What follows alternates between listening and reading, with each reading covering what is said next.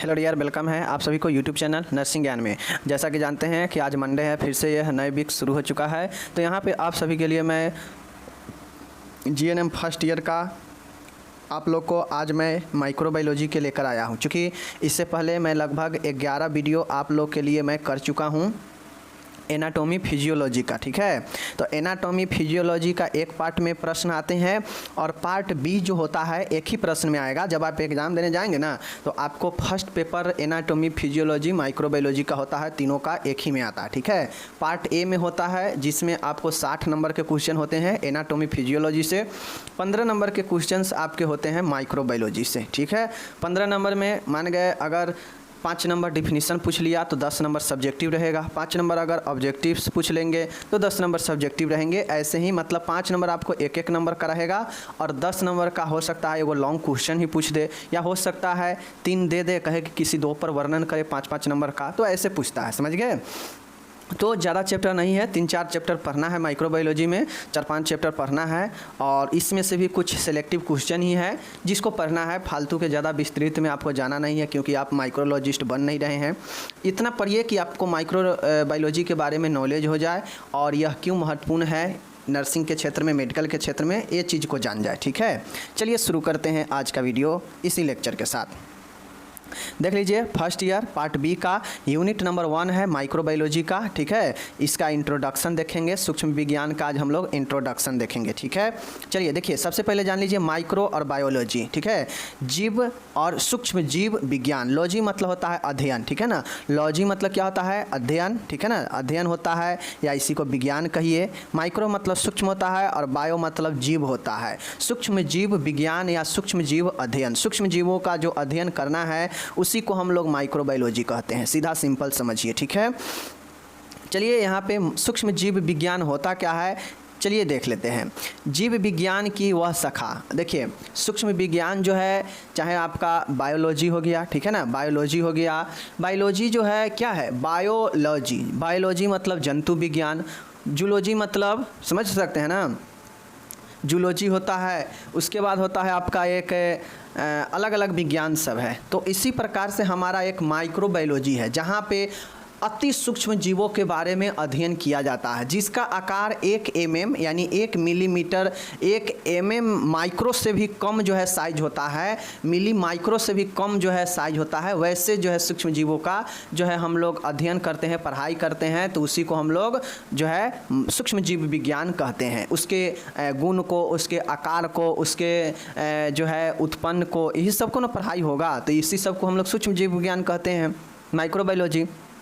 अब होता यह है कि इस शाखा के अंतर्गत आप पढ़ाई करते हैं तो इसे जो है हम लोग सूक्ष्म जीव विज्ञानी के रूप में इसे जानते हैं या सूक्ष्म जीव के अध्ययन के रूप में जानते हैं। इस प्रकार के जो सूक्ष्म जीव होते हैं, विशेषकर ये माइक्रोबायोलॉजी जो होता है, इसमें जो भी ऐसे जीव होते हैं जो खासकर आपके शरीर में प्रवेश करके रोग उत्पन्न करता है, ठीक है, जो रोग उत्पन्न करता है। और बहुत ऐसे जीव होते हैं जो आपके शरीर के लिए लाभदायक भी होता है। जैसे आप लोग दही खाते हैं या बहुत ऐसे पदार्थ खाते हैं जिसमें सूक्ष्म जीव, अति सूक्ष्म जीव मौजूद होते हैं, बट वो खाने के बाद हमारे शरीर को जो है क्या होता है, शरीर के लिए लाभदायक होता है, तभी ना हम दही खाते हैं। और दही में भी कीड़ा होता है, माइक्रोस्कोप के देखने से पता चलता है कि उसमें भी सूक्ष्म जीव उपस्थित होते हैं, ठीक है। तो ये चीज़ें होता है। बाकी इस पर समझ लीजिए कि जीव विज्ञान की वह शाखा जिसमें एक कोशिकीय या कोशिकीय समूह सूक्ष्म जीवों का अध्ययन सम्मिलित किया जाता है, उससे सूक्ष्म जीव विज्ञान कहते हैं। मेरे डियर, यह एक जीव विज्ञान का वैसा शाखा है जहाँ पे अति सूक्ष्म जीवों को खासकर एक कोशिकीय या फिर कोशिकीय समूह के जो जीव होते हैं, एक कोशिकीय समूह के जो जीव होते हैं, उनका जो है अध्ययन किया जाता है, ठीक है। और इन्हीं को हम लोग सूक्ष्म जीव विज्ञान कहते हैं। इसके अंतर्गत वैसे जीवों का अध्ययन किया जाता है जिसका आकार 1 mm से भी कम होता है, ठीक है।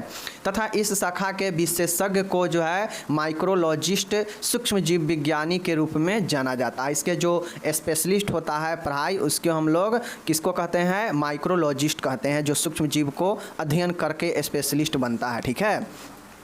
इस प्रकार के सूक्ष्म जीव विज्ञान एक विशेष क्षेत्र जो कि रोगाणुओं को अध्ययन से संबंधित है, जो बहुत छोटे होते हैं तथा उनको आवर्धन के बिना देखा नहीं जा सकता है। अब इस प्रकार के जो भी जीव होते हैं वह खासकर रोगाणुओं को अध्ययन करने के लिए किया जाता है। चूँकि हमारा यहाँ पे माइक्रो जो है बायोलॉजी का क्या महत्व है, तो हम नर्सिंग पढ़ रहे हैं, मेडिकल पढ़ रहे हैं, तो माइक्रो बायोलॉजी को जानना इसीलिए ज़रूरी है कि किस सूक्ष्म जीव के कारण कौन सा बीमारी होता है, शरीर में प्रवेश करने के बाद वह क्या लक्षण क्रिएट कर सकता है। तो इसीलिए ना मतलब यह एक प्रकार से रोग कारक होता है सूक्ष्म जीव, जो शरीर में प्रवेश कर कर क्या करता है, उत्पन्न करता है रोग। तो इसीलिए इसे रोगाणु कहा जाता है। जो रोग उत्पन्न करे सूक्ष्म जीव उसे रोगाणु कहते हैं या रोग कारक कहते हैं। रोगाणु मतलब रोग के अणु, जो रोग उत्पन्न कर सके वैसा सूक्ष्म जीव, उसको रोगाणु कहते हैं। और इनका जो है इसीलिए अध्ययन किया जाता है ताकि हम नर्सिंग क्षेत्र में या मेडिकल के क्षेत्र में रोगों को बारे में इसके अध्ययन करके जान सके, समझ सके कि किस सूक्ष्म जीव जो है किस रोग को उत्पन्न कर सकता है और उसका क्या लक्षण, कैसे नियंत्रण हो सकता है। समझ गए। अब ये जो भी रोगाणु होते हैं जो रोग उत्पन्न कर सकते हैं, या इसको अलग भाषा में कहिए तो जो सूक्ष्म जीव है इसको आप नग्न जो है आँखों से नहीं देख सकते हैं। इसको देखने के लिए एक विशेष आवर्धन का बना हुआ सूक्ष्मदर्शी का उपयोग किया जाता है, माइक्रोस्कोप का। ठीक है, तो ये चीज़ें आप लोग समझ लीजिए। आप लोग देखते होइएगा कि आपके शरीर में कोई भी इन्फेक्शन होता है तो वह सूक्ष्म जीव के कारण हुआ है। ठीक है ना, माइक्रो ऑर्गेनिज्म के कारण हुआ तो है, लेकिन आप उसको देख नहीं पाते हैं कि ये माइक्रो ऑर्गेनिज्म है कहाँ, कैसे प्रवेश किया है। तो उसको देखने के लिए आपके ब्लड को इन्वेस्टिगेशन किया जाता है, उसमें संक्रमण होता है तो पता चलता है। ठीक है, अब यहाँ पे देखिए इन जीवाणुओं को नग्न आँखों से नहीं देख सकता है कोई भी, बल्कि इन्हें देखने के लिए सूक्ष्मदर्शी माइक्रोस्कोप का इस्तेमाल किया जाता है। बातें समझ गए। चलिए, ये हो गया आपका बेसिक डिटेल। अब ये तो हो गया बेसिक डिटेल कि सूक्ष्म जीव माइक्रोबायोलॉजी के अंतर्गत, माइक्रोबायोलॉजी होता क्या है, माइक्रोबायोलॉजी के अंतर्गत जो है हम किसका अध्ययन करते हैं और करेंगे आगे। तो ये चीज़ें हो गया। अब यहाँ पे देखिएगा मानव शरीर में सूक्ष्म जीव पाए जाते हैं। ये चीज़ को आपको भी समझना पड़ेगा, हमको भी समझना पड़ेगा कि सभी व्यक्ति में सूक्ष्म जीव मौजूद होते ही होते हैं। ठीक है, ऐसा नहीं है कि कोई भी व्यक्ति बिल्कुल जो है एकदम नेट एंड क्लीन है, फ्रेश है, उसके अंदर कोई भी सूक्ष्म जीव नहीं है। ठीक है, त्वचा में पाए जाने वाले सूक्ष्म जीव हमेशा मौजूद होते हैं। व्यक्ति के त्वचा में, चूँकि आप पूरे शरीर को ढक कर नहीं रख सकते हैं, आपका फेस हो, पैर हो, हाथ हो, ये सब तो ढका खुला रहता ही रहता है, तो आप अपने त्वचा के जो है हमेशा जो है ढक कर नहीं रख सकते हैं। ठीक है ना कहीं तो ओपन कीजिएगा ही कीजिएगा, तो वहाँ भी आपके सूक्ष्म जीव जो है वातावरण में मौजूद होते हैं और आपके त्वचा पर चिपक जाते हैं। ठीक है, तो इसीलिए कहता है कि मानव में सूक्ष्म जीव तो पाए ही जाते हैं, त्वचा में पाए जाने वाला जो सूक्ष्म जीव होता है वह हमेशा मौजूद होता है स्किन में। ठीक है, सूक्ष्म जीवों के पूर्ण रूप से हटाना असंभव है। आप चाहते हैं कि हम डिसइंफेक्ट करके मतलब संक्रमण से दूर हट जाएं और त्वचा पर या जो भी शरीर में संक्रमण है, सूक्ष्म जीव है, उसको हटा दें, तो कंप्लीट रूप से आप सूक्ष्म जीवों को हटाना असंभव की बातें हैं। ठीक है, मानव शरीर पर पाए जाने वाले सूक्ष्म जीव माइक्रोबैक्टीरियम जाति, माइक्रोबैक्टीरियम स्पीशीज, साथ में स्टेफिलाइकोकस, स्ट्रेप्टोकोकी एवं ई कोली होते हैं। अब जो मानव में जो पाया जाता है सूक्ष्म जीव, जो व्यक्ति को बीमारी उत्पन्न करने के जो है हकदार होता है, वह रोग उत्पन्न कर सकता है, नहीं भी करता है, बट यह सूक्ष्म जीव जो मौजूद होता है वह ह्यूमन में माइक्रोबैक्टीरियम जाति के होते हैं। जैसे अगर किसी को टीबी होता है तो टीबी किसके कारण होता है, बैक्टीरिया के कारण होता है, उसे हम लोग माइकोबैक्टीरियम ट्यूबरकुलोसिस कहते हैं, तो वो माइकोबैक्टीरियम प्रजाति का होगा। ठीक है, तो वह सूक्ष्म जीव होता है। उसके बाद स्टेफिलाइकोकस होता है। ठीक है ना, इसी को हम लोग स्टेफाइलोकोकाई कहते हैं, इसको स्ट्रेप्टोकोकाई कहते हैं, और एक होता है ई कोलाई होता है। तो ये सब याद रखिएगा जो कि मनुष्य में पाया जाता है और यही सब रोग उत्पन्न करने के लिए जिम्मेदार भी होता है। ठीक है, सूक्ष्म अणु केवल एक कोशिकीय होते हैं। ठीक है, जो भी सूक्ष्म अणु होते हैं जिसको हम लोग रोगाणु बोल सकते हैं, यह केवल और केवल एक कोशिकीय होते हैं, क्योंकि सूक्ष्माणु अत्यंत सूक्ष्म होते हैं, इसीलिए इनके अध्ययन के लिए विशेष उपकरण माइक्रोस्कोप की आवश्यकता पड़ती है। अब जो सूक्ष्म जीव होते हैं, सूक्ष्म अणु कहिए, यह बिल्कुल ही क्या होते हैं, आपके एक कोशिकीय होते हैं। क्यों होते हैं कोशिकीय? क्योंकि यह अत्यंत सूक्ष्म होते हैं, ठीक है। और इन्हीं यही कारण है कि अत्यंत सूक्ष्म होने के कारण इसको स्टडी करने के लिए, अध्ययन करने के लिए कि इसका आकार कैसा होता है, इसका गुण क्या है, इसका फैलाव दर क्या होता है, ये शरीर में कैसे जो है विकसित होता है, इन सबों का अध्ययन करना है सूक्ष्म जीव के बारे में, तो उसके लिए माइक्रोस्कोप की आवश्यकता पड़ती है। तो इतना तक तो हम समझ गए कि माइक्रोस्कोप के जो है माइक्रोबायोलॉजी में क्या होता है, क्या चीज़ का अध्ययन किया जाएगा, और उसका अध्ययन किया जाएगा तो किसके सहायता से किया जाएगा, तो माइक्रोस्कोप के सहायता से किया जाएगा। साथ में मनुष्य में कौन कौन से माइक्रो ऑर्गेनिज्म मतलब सूक्ष्म जीव पाए जाते हैं वो भी मैंने बता दिया आप लोग को, ठीक है। ये हो गया। सूक्ष्म अणु अनेक प्रकार के होते हैं, मतलब जो माइक्रो ऑर्गेनिज्म होते हैं, जो माइक्रो मतलब क्या होता है, सूक्ष्म, ठीक है, और ऑर्गेनिज्म मतलब क्या होता है, अणु, ठीक है ना, अणु, तो वही होता है सूक्ष्म अणु, सूक्ष्माणु, ठीक है, सूक्ष्माणु। तो ये अधिकतर मिट्टी में, समुद्र में, नदी में, तालाब में, बर्फ़ में, पानी के नल में, कंक्रीट में, गर्म जल के झरने में, पादप के मूल में आदि में रहते हैं। ये सूक्ष्म जीव जो होते हैं, जो मैंने आपको नाम बताया, चाहे वो शरीर में प्रवेश करने वाला हो या कोई अदर भी सूक्ष्म जीव हो, वह सब के सब मिट्टी में होते हैं, समुद्र में होते हैं, नदी में, तालाब में, पानी में, गंदे पानी, नाली में, कंक्रीट में, गर्म जल में, झरने में, गर्म जल के जो झरना होता है उस झरना पर देखते होइएगा कि काई सा लग जाता है, तो वो भी एक सूक्ष्म जीव उसमें भी रहता है, ठीक है। जो पेड़ पौधे होते हैं उसके जड़ में होते हैं, ठीक है, आदि चीज़ों में ये मौजूद रहते हैं, गंदे कपड़ों में भी हो सकते हैं, तमाम ऐसे चीज़ें में आपके सूक्ष्म जीव मौजूद होते हैं। भले आपको पता नहीं चलेगा कि हाँ कहाँ कहाँ सूक्ष्म जीव है, कहाँ सूक्ष्म जीव है, लेकिन होते ये सभी जगह है, ठीक है, खासकर जहाँ पे गंदे चीज़ होंगे। तो ये चीज़ मैंने आपको बता दिया। अब यहाँ पे देखिएगा क्वेश्चन है कि एंटोनी वान लुइवेनहिक, अब यहाँ पे चीज़ें देख लीजिए। अब सूक्ष्म माइक्रोबायोलॉजी में एंटोनी वान लुइवेनहिक का बात क्यों आ गया? क्योंकि माइक्रो जो बायोलॉजी है जहाँ पे सूक्ष्म जीवों का अध्ययन किया जाता है, तो वहाँ पे आपको माइक्रोस्कोप होना बहुत ज़रूरी है। बिना माइक्रोस्कोप के सहायता से सूक्ष्म जीवों का अध्ययन, माइक्रोबायोलॉजी का अध्ययन संभव नहीं है, ठीक है, माइक्रोबायोलॉजी संभव नहीं है। इसीलिए माइक्रोस्कोप का निर्माण किया गया, ठीक है। तो ये जो माइक्रोस्कोप का निर्माण करने वाले जो व्यक्ति थे, सर्वप्रथम एंटोनी वान लुइवेनहुक व्यक्ति थे, जिन्होंने 1676 में अपने एक उच्च किस्म के आवर्धन शक्ति वाला, हाई मैग्नीफिकेशन पावर वाला, मतलब उच्च क्वालिटी के लेंस वाला एक सूक्ष्मदर्शी का माइक्रोस्कोप का इन्होंने निर्माण किया, ठीक है, जिससे इन्होंने सूक्ष्म जीवों, जीवाणुओं और एक कोशिकीय जंतु का इन्होंने निरीक्षण किया। तो आपको समझना पड़ेगा कि माइक्रोबायोलॉजी के अध्ययन के लिए माइक्रोस्कोप का सहायता है, जहाँ पे माइक्रोस्कोप के जरिए हम कोई भी परीक्षण कर सकते हैं, सूक्ष्म जीवों का अध्ययन कर सकते हैं, और अध्ययन करना ही तो माइक्रोबायोलॉजी कहलाता है, सूक्ष्म जीवों के बारे में अध्ययन करना ही, ठीक है। जैसे मानिए बॉडी में बहुत सारे इन्फेक्शन फैला है, सूक्ष्म जीव मौजूद है, तो हम कैसे पता करेंगे कि बॉडी में जो है संक्रमण है? तो इसके लिए हम क्या करते हैं, बॉडी के अलग अलग पार्ट से जो है हम कलेक्शन लेते हैं। ये जैसे ये ब्लड का कलेक्शन लेते हैं, और ब्लड में हम जानते हैं कि कोई इन्फेक्शन फैल रहा है तो ब्लड को टेस्ट करते हैं, तो ब्लड में पता चलता है। अगर ब्लड में कोई सूक्ष्म जीव मौजूद होगा तो उसको माइक्रोस्कोप के सहायता से देखा जाता है तो पता चलता है। उसी प्रकार से बहुत सारे ऐसे हाई मैग्नीफिकेशन के मशीन होते हैं जहाँ पे सूक्ष्म जीवों को पता लगाया जाता है। तो इसके लिए एंटोनी वान लुइवेनहुक ने 1676 में सर्वप्रथम अपना एक हाई मैग्नीफिकेशन पावर का बना हुआ एक माइक्रोस्कोप को इन्होंने निर्माण किया या लाया, ठीक है, जिन्होंने इसके सहायता से सूक्ष्म जीव के साथ साथ एक कोशिकीय जंतु का भी इन्होंने एग्जामिनेशन किया, निरीक्षण किया, ठीक है। साथ ही इन्होंने वर्णन भी किया, ठीक है।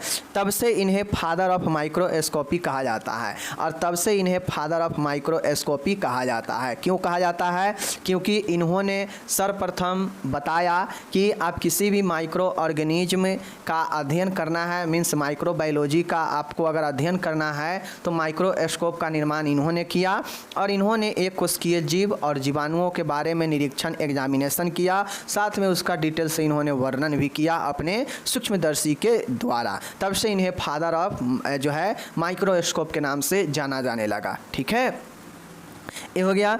अब नेक्स्ट देखिएगा, इसमें देख लीजिए, इस सूक्ष्म जीवों को उन्होंने अणुजीवक या जंतुक एनिमेलिकुल्स कहा। ठीक है, इन्होंने इन सभी सूक्ष्म जीव को जो इन्होंने अध्ययन किया, इन्हें अणुजीव या जंतुक यानी एनिमेलिकुल्स कहा। ठीक है, तो ये चीज़ को आप ध्यान रखिएगा। तो लगभग कुछ चीज़ें आपको फादर ऑफ माइक्रोस्कोप एंटोनियो वान लीeuwenhoek के बारे में भी पता चल गया और माइक्रोबायोलॉजी के परिचय के बारे में भी आपको पता चल गया कि इसके अंदर क्या क्या चीज़ें होता है। ठीक है, समझ गए चीज़ को। चलिए, ये हो गया आपका पहला। यहाँ पे इसका माइक्रोबायोलॉजी का इंग्लिश टोटल दिया गया है एकदम आसान भाषा में, तो आपको डिस्क्रिप्शन में लिंक मिल जाएगा, वहाँ से PDF डाउनलोड करके पढ़िएगा। बहुत लोग ये कह रहे हैं कि कहाँ से वीडियो मिलेगा, कहाँ से हमको पढ़ना है, ये करना है। मेरे डियर, रेगुलर क्लास चल रहा है, हर एक सब्जेक्ट का अलग अलग आपको प्ले लिस्ट बना हुआ है। जाइए वहाँ पर, जितना भी प्ले लिस्ट अभी तक 2022-23 के लिए पढ़ाई हुआ है सब आपको सब्जेक्ट वाइज मिल जाएगा। खोजना बहुत आसान है। चैनल पर जाइए, प्ले लिस्ट में जाइए और प्ले लिस्ट में 2022 से 23 करके सब बना हुआ है, उसी को आपको देखना है। कुछ ज़्यादा पढ़ना चाहते हैं तो एक आप चैनल पर बहुत पहले जाइएगा तो 21 से 22 वाला सब मिलेगा जो तैयारी कराया गया था। ठीक है, चलिए, ये हो गया आपका। एक क्वेश्चंस आता है यहाँ पे, लुई पाश्चर को आधुनिक सूक्ष्म जीव विज्ञान का जनक जाना जाता है, क्यों? अब यहाँ पे आपसे पूछेगा कि लुई पाश्चर को फादर ऑफ माइक्रोबायोलॉजी कहा जाता है, क्यों? मेरे डियर, आधुनिक समय में मॉडर्न माइक्रोबायोलॉजी का जो फादर है उसे लुई पाश्चर को माना जाता है, क्यों? तो चलिए लुई पाश्चर के बारे में देखेंगे। आपसे एग्ज़ाम में हो सकता है रॉबर्ट कोख के बारे में पूछ ले 5 नंबर में, लुई पाश्चर के बारे में 5 नंबर में पूछ ले, या सूक्ष्मजीव माइक्रोबायोलॉजी के बारे में ही 5 नंबर में पूछ ले। तो ये सब आपके बेसिक चीज़ है, माइक्रोबायोलॉजी का बेसिक चीज़ है, जिसको आपको एक आध वैज्ञानिक के बारे में जानना पड़ेगा कि इन्होंने क्या क्या योगदान दिया, और माइक्रोबायोलॉजी के तो अभी समझा ही दिए कि ये होता क्या है परिचय में। ठीक है, और इसी पर बेस हम लोग जो है आगे देखेंगे। आगे जब आप लोग चैप्टर में चलिएगा तो आप लोग सूक्ष्म जीवों के बारे में ही पढ़िएगा कि यह सूक्ष्म जीव शरीर में प्रवेश करने के बाद कौन सूक्ष्म जीव कैसा प्रकार का बीमारी उत्पन्न करता है। ठीक है, अब सूक्ष्म जीवों के संक्रमण से बचना है तो उसको कौन कौन से विधि अपनाते हैं ताकि हम सूक्ष्म जीवों को अपने आसपास से नष्ट कर सकते हैं। मतलब इसी से रिलेटेड, सूक्ष्म जीवों से रिलेटेड अध्ययन जो है आगे चलता रहेगा। ठीक है, इसी को माइक्रोबायोलॉजी कहते हैं, इसीलिए जोड़ा गया है क्योंकि यह रोग के बारे में, रोगाणुओं के बारे में हमें अध्ययन करना है। चूँकि हम मेडिकल क्षेत्र में है, नर्सिंग क्षेत्र में है, तो मेडिकल का ही ना पढ़ाई करेंगे, रोग डिजीज के बारे में ही ना पढ़ाई करेंगे। तो डिजीज क्यों होता है, किन सूक्ष्म जीवों से होगा, क्या होगा, कैसे नियंत्रण होगा, तो इसके बारे में आपको जानने के लिए माइक्रोबायोलॉजी पढ़ना पड़ेगा। ठीक है, उसके प्रॉपर्टी को, सूक्ष्म जीव को प्रॉपर्टी को वगैरह वगैरह सभी चीज़ को, ये सब चीज़ें हैं। बाकी चलिए लुई पाश्चर के बारे में हम लोग देखते हैं कि लुई पाश्चर जो है क्या इन्होंने किया, योगदान दिया। ठीक है, चलिए सबसे पहले देखिए, लुई पाश्चर 1822 से लेकर 1895 कुल इन्होंने 73 साल इन्होंने लगभग अपना जिंदगी जो है जिया, और इसमें इन्होंने बहुत बड़ा योगदान दिया। ठीक है, देख लीजिए, लुई पाश्चर फ्रांस के एक रसायन शास्त्री, स्कॉलर ऑफ केमिस्ट्री, केमिकिस्ट और आधुनिक सूक्ष्मजीव विज्ञान के जनक थे। सबसे पहले आपको दिमाग में एक चीज़ बैठाना पड़ेगा कि लुई पाश्चर फ्रांस के एक इन्होंने केमिस्ट थे, मतलब इन्होंने एक रसायन शास्त्री थे, और साथ में आधुनिक जीव विज्ञान, मॉडर्न माइक्रोबायोलॉजी का इन्हें जो है जनक, फादर ऑफ मॉडर्न माइक्रोबायोलॉजी माना जाता है। चीज़ों को समझ गए? चलिए, इन्होंने शराब के खमीरन पर कार्य किया और यह सिद्ध किया कि शराब में खमीरन जीवाणुओं के द्वारा उत्पन्न होता है। ठीक है, तो यहाँ पे देखिएगा, इन्होंने सर्वप्रथम क्या किया कि इन्हें इसीलिए माना जाता है कि इन्होंने बताया कि आप कैसे जो है नियंत्रण करना है। इन्होंने ये भी बताया कि ये सूक्ष्मजीव कैसे निर्माण लेते हैं। ठीक है, साथ में इन्होंने ये भी बताया कि आप इसको कैसे कंट्रोल कर सकते हैं। तो इन्होंने कुछ द्रव लिया, द्रव के रूप में इन्होंने शराब के खमीरन किया। ठीक है, शराब के इन्होंने क्या किया, खमीरन किया। इस चीज़ को आप लोग ध्यान में दीजिएगा। इन्होंने फर्मेंटेशन किया, मतलब इन्होंने खमीरन का कार्य किया शराब के। ठीक है, और सिद्ध किया कि शराब में खमीरन जीवाणु द्वारा उत्पन्न होते हैं। मतलब शराब में जो फर्मेंटेशन होता है, खमीरन होता है, वह जीवाणु बैक्टीरिया के द्वारा उत्पन्न होता है। कौन बताया? लुई पाश्चर ने बताया। तो आप कोई भी लोग या जो भी लोग शराब लेते हैं, एल्कोहल लेते हैं, तो ऐसा मत समझिए कि वह बहुत शुद्ध रहता है। ठीक है, उसमें बैक्टीरिया मौजूद होता है, उसमें खमीर के द्वारा ही उसे बनाया जाता है, सड़ा गला के ही जो है उसे क्या किया जाता है, फिर से उसको फिल्ट्रेट करके बाज़ार में उतारा जाता है। तो इसीलिए उसमें जो है बैक्टीरिया होता है और वही बैक्टीरिया खमीरन जो है उत्पन्न करता है शराब में। तो इन्होंने ये बताया, ठीक है। साथ में इन्होंने ये भी बताया प्रयोगशाला में प्रयुक्त होने वाले जो उपकरण के निर्जीवाणुकरण पर जोर दिया तथा तरलों को निर्जीवाणुकरण के लिए पाश्चुराइजेशन, आंशिक रूप से जीवाणु रहित करना, पैस्टर पद्धति से, ठीक है, इलाज करना जैसी अनेक विधियां को स्थापित किया।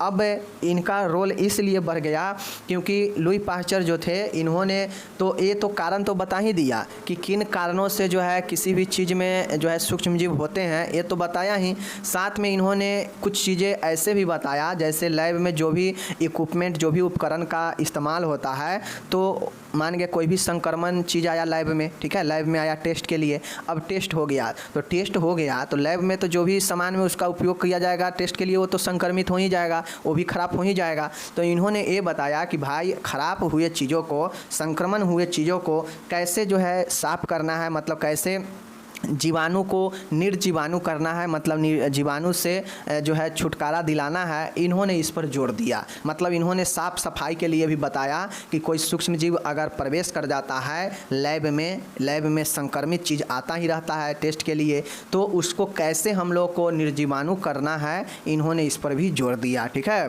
तथा इन्होंने लिक्विड फॉर्मेशन, जो भी तरल चीज़ है, उसको इन्होंने निर्जीवाणुकृत करने के लिए पाश्चुराइजेशन मेथड में पैस्टर पद्धति से इलाज करना जैसी अनेक विधियों को इन्होंने स्थापित किया। जैसे मिल्क का पाश्चुराइजेशन करके बाज़ार में उतारा जाता है, अगर मिल्क का पाश्चुराइजेशन नहीं किया जाएगा तो मिल्क जो है 1 से 2 दिन में ख़राब हो जाएगा। लेकिन देखते होइएगा मिल्क को फ्रिज में रख के कई दिनों तक चलाया जाता है। क्यों होता है? क्योंकि वह मिल्क पाश्चुराइजेशन किया जाता है हल्के टेम्परेचर पर। आगे आप लोग पढ़ेंगे पाश्चुराइजेशन मेथड तो पता चलेगा। फिलहाल जानिए पाश्चुराइजेशन मेथड इन्हीं के नाम, लुई पाश्चर के नाम पर ही है क्योंकि इन्होंने ये भी जोर दिया कि प्रयोगशाला में साथ में प्रयोगशाला को तो उपकरण को निर्जीवाणु करेंगे ही करेंगे, साथ में तरल पदार्थ होगा उसको भी हम पाश्चुराइजेशन कर सकते हैं, यानी निर्जीवाणु कर सकते हैं। और साथ में इन्होंने पैस्टर पद्धति से इलाज करना जैसी अनेक विधियों को इन्होंने स्थापित किया।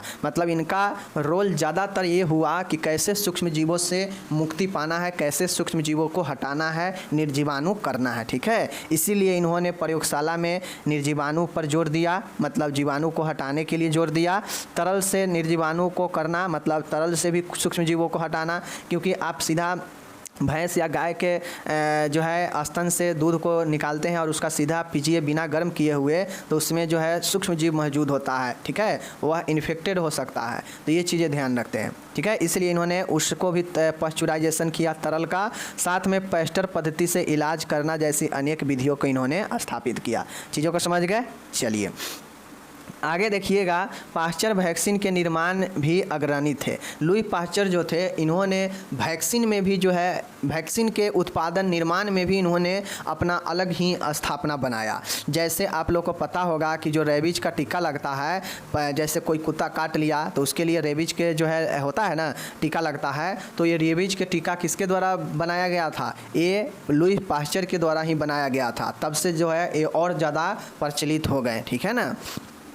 तो पाश्चर वैक्सीन के पाश्चर जो थे इन्होंने वैक्सीन के निर्माण में भी अग्रणी थे, मतलब आगे थे।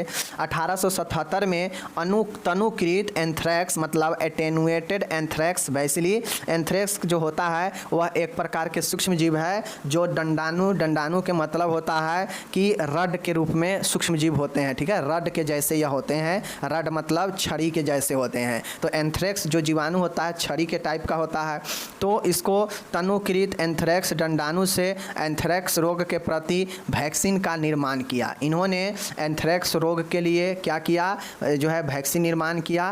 तथा रेबीज से ग्रस्त जानवर, सामान्यतः पागल कुत्ते के काटने से उत्पन्न दशा के प्रति भी वैक्सीन का निर्माण किया, जिसका प्रयोग रेबीज के विरुद्ध रोग इम्यूनाइजेशन उत्पन्न करने के लिए किया जाता है। सीधा समझिए कि पाश्चर जो थे, लुई पाश्चर, इनका योगदान वैक्सीन में भी अग्रणी था, आगे था, क्योंकि इन्होंने 1877 में एक एंथ्रेक्स जो जीवाणु होता है, इस एंथ्रेक्स रोग के प्रति, जो एंथ्रेक्स के कारण होता है, एंथ्रेक्स बैसिली के कारण होता है, इस एंथ्रेक्स रोग के प्रति इन्होंने वैक्सीन निर्माण किया। साथ में इन्होंने रेबीज के टीका का भी निर्माण किया, जो पागल कुत्ते या नॉर्मल कुत्ते के काटने के विरुद्ध में शरीर में टीकाकरण, रोग क्षमीकरण, इम्यूनाइजेशन किया जाता है, वह इनके द्वारा ही जो है निर्माण किया गया। चीज़ें कि समझ गए, इसीलिए इन्हें वैक्सीन में भी अग्रणी स्थान मिला।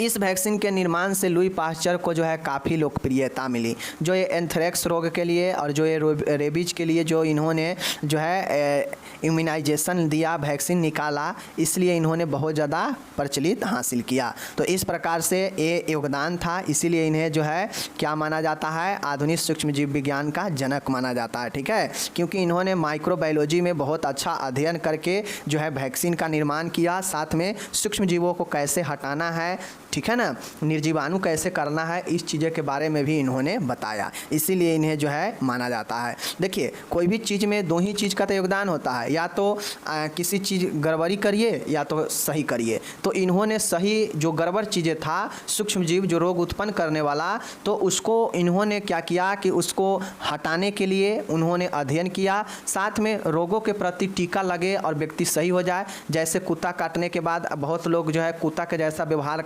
करने लगता है और धीरे धीरे वह जो है सारा एक्टिविटी कुत्ता की तरह हो जाता है, धीरे धीरे व्यक्ति को डेथ भी हो जाता है। तो ऐसे में टीका लग जाने के बाद व्यक्ति जो है क्या होता है, बच जाता है, व्यक्ति को वो चीज़ें नहीं हो पाता है। तो ये किसका देन था, ये जो है इन्हीं का देन था। तो ये सारी चीज़ें इन्होंने बहुत सही काम किया। ठीक है, इस प्रकार से हो गया समाप्त। यहाँ पे इंग्लिश दिया गया है लुई पास्चर के बारे में। अब आप लोग इसको जो है पीडीएफ से पढ़ लीजिएगा, इंग्लिश वाले। ठीक है, मैं बार बार कहता हूँ, आप हिंदी में है या इंग्लिश में है, डोंट मैटर, आप लोग सिर्फ समझिए। समझेंगे तो आप इंग्लिश में, हिंदी वाले इंग्लिश वाले अगर हिंदी में भी समझेंगे तो आधे बात को आप लोग इंग्लिश में लिख लेंगे समझे हुए को, बाकी पीडीएफ से पढ़ लीजिए, अच्छा रह जाएगा। ठीक है, अब हम लोग यहाँ पे देखेंगे रॉबर्ट कोच की सूक्ष्म जीवाणुओं की भूमिका लिखे, यह हम लोग अगले वीडियो में देखेंगे रॉबर्ट कोच के बारे में। ठीक है, जिसको आप लोग रॉबर्ट कोच कहते हैं, इनको बारे में हम लोग आगे देखेंगे और साथ में हम लोग और क्वेश्चन एक और इंक्लूड करेंगे। अभी 1-2 सप्ताह आपके माइक्रोबायोलॉजी चलेगा, क्योंकि हमको बैलेंस करके चलना है। एनाटॉमी पढ़ लिए, फिजियोलॉजी, तो कुछ माइक्रोबायोलॉजी का क्वेश्चन भी पढ़ ले, तब ना जाके बैलेंस होगा, सब चीज़ साथ में चलेगा। तो इस सप्ताह में आपको वही सारे चीज़ देखने को मिलेगा।